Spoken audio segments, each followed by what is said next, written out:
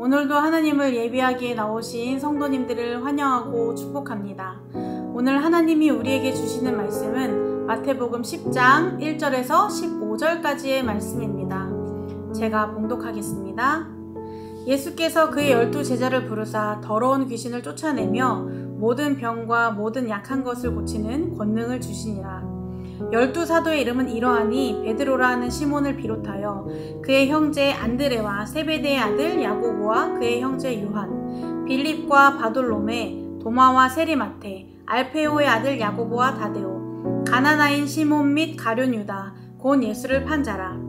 예수께서 이 12를 내보내시며 명하여 이르시되 이방인의 길로도 가지 말고 사마리아인의 고을에도 들어가지 말고 오히려 이스라엘 집에 잃어버린 양에게로 가라. 가면서 전파하여 말하되 천국이 가까이 왔다 하고 병든 자를 고치며 죽은 자를 살리며 나병 환자를 깨끗하게 하며 귀신을 쫓아내되 너희가 거저 받았으니 거저 주라. 너희 전대에 금이나 은이나 동을 가지지 말고 여행을 위하여 배낭이나 두벌 옷이나 신이나 지팡이를 가지지 말라. 이는 일꾼이 자기 먹을 것 받는 것이 마땅함이라. 어떤 성이나 마을에 들어가든지 그 중에 합당한 자를 찾아내어 너희가 떠나기까지 거기서 머물라. 또 그 집에 들어가면서 평안하기를 빌라. 그 집이 이에 합당하면 너희 빈 평안이 거기 임할 것이요 만일 합당하지 아니하면 그 평안이 너희에게 돌아올 것이니라. 누구든지 너희를 영접하지도 아니하고 너희 말을 듣지도 아니하거든 그 집이나 성에서 나가 너희 발의 먼지를 떨어버리라. 내가 진실로 너희에게 이르노니 심판날에 소돔과 고모라 땅이 그 성보다 견디기 쉬우리라. 아멘. 제가 사역하고 있는 유아유치부 찬양 중에 당당하게라는 찬양이 있습니다. 이 찬양은 파이디온이라는 어린이 선교단체에서 발매한 곡인데요. 이런 찬양입니다. 하나 둘 셋 넷 걸어가요. 다섯 여섯 일곱 여덟 자랑해요. 아홉 열 이제 당당하게 생명 되신 예수님을 전해요. 빰빰빰빰 나는 자랑해 예수님을 나는 자랑해 빰빰빰빰 나는 전할래 예수님을 나는 전할래 라는 찬양입니다. 가사에서 뭔가 자신감이 뿜뿜 느껴지지 않으시나요? 어린이 찬양은 대부분 가사의 뜻이 직접적으로 전달되어야 하기 때문에 꾸밈이 없이 단순하고 솔직한 것이 특징입니다. 그래서 어린이 찬양들을 잘 들어보면 어른들이 부르는 찬양보다 때로는 가사도 좋고 은혜되는 찬양들이 참 많이 있습니다. 제가 지금 소개해드린 찬양도 그런 찬양 중에 하나입니다. 가사를 보시면 정말로 내가 예수님을 전하기 위해 어떤 히어로가 된 것 같은 기분, 또 지금 당장이라도 자신있게 예수님을 전하기 위해 뛰쳐나갈 수 있을 것 같은 그런 당당함이 느껴집니다. 주눅 들어서 소심하게 나아가는 것이 아닌 세상아 덤벼라 하는 느낌이 느껴지는 찬양입니다. 저는 오늘 본문 말씀을 묵상하면서 제가 소개해드린 이 당당하게라는 찬양이 떠올랐습니다.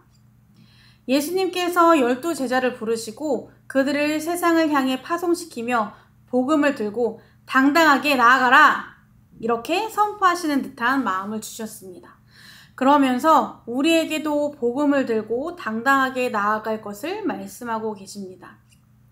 앞서 언급한 것처럼 오늘 본문 말씀은 예수님께서 12제자를 부르시고 그들에게 권능을 주시며 함께 주님의 사역에 동참하게 하시는 내용입니다. 예수님은 각자 삶의 터전에서 열심히 일을 하고 있는 제자들을 찾아다니시면서 부르셨습니다.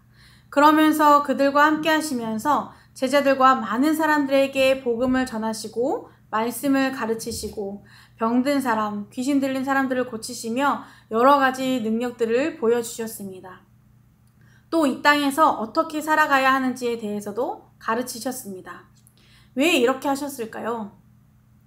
이렇게 말씀을 가르치시고 몸과 영혼이 병든 사람들을 고치시고 그들을 돌보고 보살피시며 섬기시는 것이 예수님의 중요한 사역 중 하나였지만 또 다른 이유로는 제자들을 예수님의 사역에 동참시키기 위해서, 예수님의 사역의 동역자로 세우시기 위해서입니다. 예수님은 직접 제자들을 선택하시고 부르시고 준비시키고 훈련시키셨습니다. 부르신 후에 그냥 두시지 않고 직접 말씀을 가르치시며 예수님이 가지신 능력을 보여주시며 예수님의 제자로 어떻게 살아가야 하는지 직접 몸으로, 삶으로 보여주셨습니다. 그렇게 자신의 제자로 준비시키셨습니다. 그리고 이제 준비된 제자들을 파송하십니다. 그런데 그냥 파송하지 않으시고 맡겨진 사역들을 감당할 수 있는 힘을 주셨습니다. 예수님이 가지신 권능을 제자들에게도 주신 것입니다. 본문 말씀 1절을 보시면 예수께서 그의 12제자를 부르사 더러운 귀신을 쫓아내며 모든 병과 모든 약한 것을 고치는 권능을 주시니라 라고 말씀하고 있습니다. 열심히 훈련시키신 제자들을 그냥 보내지 않으시고 사역에 필요한 마땅한 힘을 주셔서 감당케 하셨습니다. 예수님은 우리에게 무언가를 맡기실 때, 우리가 무언가를 감당하게 하실 때 그냥 알아서 하도록 두지 않으십니다. 어차피 우리가 혼자 알아서 할 수 없는 일이기도 하지만 늘 그에 필요한 마땅한 능력과 지혜를 더하여 주십니다. 일을 수행해 나가는 것은 우리이지만 그 책임은 주님께 있다는 것입니다. 언제나 우리에게 말씀하십니다. 강하고 담대하라. 내가 너와 함께 하리라. 주님은 우리에게 사명을 그냥 맡기시지도 않으시고 그냥 보내시지도 않으십니다. 그에 필요한 능력도 주시고 언제 어디서나 함께 해주십니다. 이것이 우리가 복음을 들고 당당하게 세상을 향해 나아갈 수 있는 이유입니다. 예수님은 제자들을 파송하시면서 어디로 가야 할지, 어떤 준비를 하고 어떻게 다녀야 할지, 어떤 사역을 해야 할지 자세하게 안내해 주셨습니다. 처음으로 사역을 나가는 제자들을 위해 제자들이 당황하지 않도록, 엉뚱한 길로 가지 않도록 하나하나 안내해 주셨습니다. 또한 어떤 마음가짐으로 가야 할지도 안내해 주셨습니다. 그 내용이 본문 말씀 5절부터 15절까지 이어집니다. 예수님은 제자들이 처음으로 나가는 사역을 잘 감당할 수 있는 능력을 주심과 함께 그들이 가야 할 길도 하나하나 안내해 주심으로 이 모든 사역의 주권이 예수님 자신에게 있음을 나타내셨습니다. 제자들은 그저 예수님이 하신 말씀대로만 실행하면 되었습니다. 처음 나가는 사역이라 두려웠을 수도 있고 흥미로웠을 수도 있고 뭘 어떻게 해야 할까, 어떤 준비를 해야 할까, 다양한 감정들을 겪을 제자들에게 나만 믿고 나아가라 라고 말씀하고 있는 것입니다.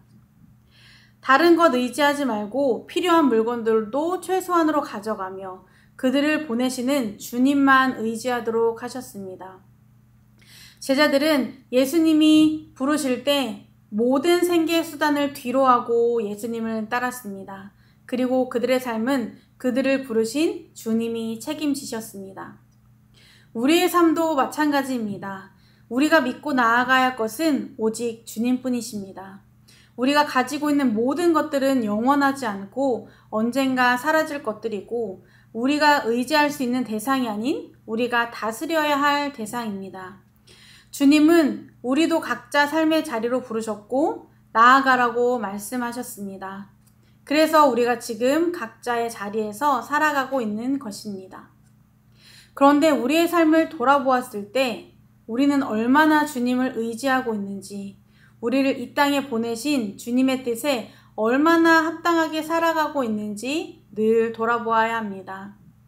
우리의 삶엔 주님이 계획하신 뜻이 있고 목적이 있습니다. 우리는 그 부르심대로, 목적대로 순종하며 살아가야 합니다. 그렇게 살아가려면 오직 주님만 의지해야 합니다. 우리를 부르신 주님이 우리의 삶을 한 걸음 한 걸음 인도하실 것이고 책임져 주실 것입니다.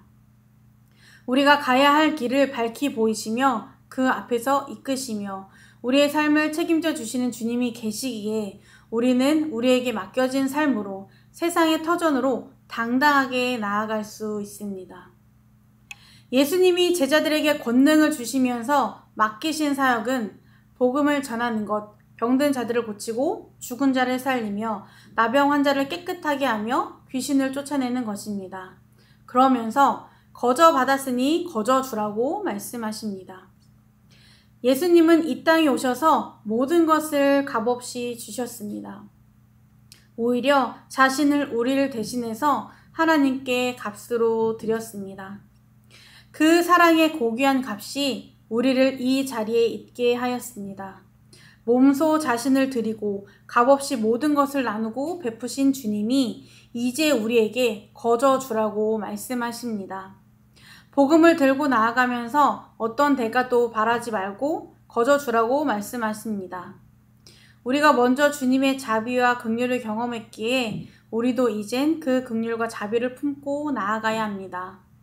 환대를 받으면 받는 대로, 거절을 당하면 당하는 대로 우리는 그저 묵묵히 주님이 맡기신 삶의 터전으로 복음을 들고 나아가기만 하면 됩니다. 그 후의 일은 주님이 그 뜻대로 일하실 것입니다. 이 세상에는 여전히 복음이 필요하고 아직도 주님을 모르는 사람들에게 복음을 전하는 자들이 필요합니다. 그래서 주님이 우리를 부르셨고 우리를 다시 세상으로 보내셨습니다. 우리가 먼저 받은 복음, 그 구원의 은혜를 우리에게 먼저 주님이 찾아오셔서 거저 주신 것처럼 우리도 찾아가서 거저 주어야 합니다. 요즘 같은 세상에 교회의 이미지가 예전 같지 않고 신뢰를 많이 잃어버린 상황 속에서 복음을 전하는 것은 결코 쉽지 않습니다. 복음을 들고 찾아갔을 때 거절당할까 두려움이 생기는 것이 당연합니다. 그럼에도 우리가 당당하게 나아갈 수 있는 것은 나아가야 하는 이유는 주님이 우리를 먼저 찾아오셨고 우리가 그 구원의 은혜를 받았기 때문입니다. 그리고 주님이 우리에게 복음 전하는 사명을 주셨기 때문입니다. 또한 주님이 우리에게 맡기신 사명을 감당할 수 있는 능력을 주셨고 사명만 맡기고 그냥 두시는 것이 아닌 우리가 갈 길을 인도하시고 곁에서 늘 함께 하시며 우리를 책임지시기 때문입니다. 우리에게 맡겨진 사명을 들고 세상에 나아갈 때 교회를 향한 무너진 신뢰가 우리 성도님들의 삶의 선한 영향력으로 회복되길 소망합니다. 우리가 먼저 거저 받은 구원의 은혜를 거저 나눠주는 축복의 삶이 되기를 소망합니다. 우리 기쁨이 되는 교회 성도님들의 삶이 주님만 의지하여 맡겨진 삶의 터전으로 복음을 들고 당당하게, 담대하게 나아가는 삶이 되기를 주님의 이름으로 축복합니다. 기도하시겠습니다. 주님, 이 세상에는 여전히 복음이 필요하다는 것을 다시 깨닫게 됩니다. 우리가 먼저 거저 받은 복음, 구원의 은혜를 기쁨으로 거저 나눠줄 수 있는 우리의 삶이 되게 하옵소서. 각자의 삶으로 부르시고 맡기신 사명을 잘 감당할 수 있는 능력과 복음을 들고 당당하게 나아갈 수 있는 담대함을 더하여 주옵소서. 모든 상황 속에서 언제나 함께 하시는 주님만 의지하는 우리의 삶이 되게 하옵소서. 예수님의 이름으로 기도드립니다. 아멘. 이 시간 말씀을 기억하시면서 두 가지 기도 제목을 놓고 함께 기도하겠습니다. 먼저는 값없이 거저받은 구원의 은혜를 주위의 선한 영향력으로 드러내는 삶이 되도록, 두 번째로 주님이 주신 능력으로 복음이 필요한 것에 당당하게 나아가는 우리의 삶이 되도록 이 시간 함께 기도하시겠습니다.